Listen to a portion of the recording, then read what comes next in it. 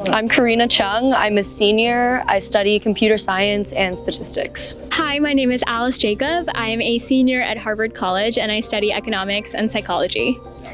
My name is Julia. I'm also a senior at Harvard College and I study economics and computer science.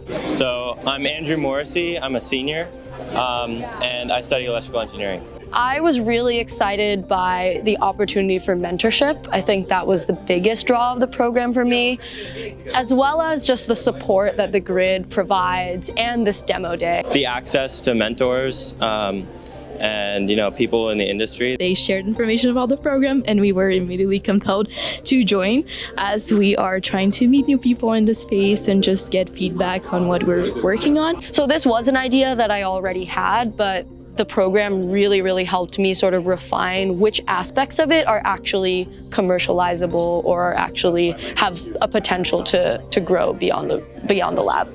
Our mentor, specifically Lindsay, was incredible. She was so insightful for us through the entire process, and we had asked her 1,000,001 questions and she was always ready to hop on a Zoom call, work with us through the problem, really think deeply and critically about the things that we were facing. And I just don't know how you could get that just from a classroom or without doing extracurricular things like this.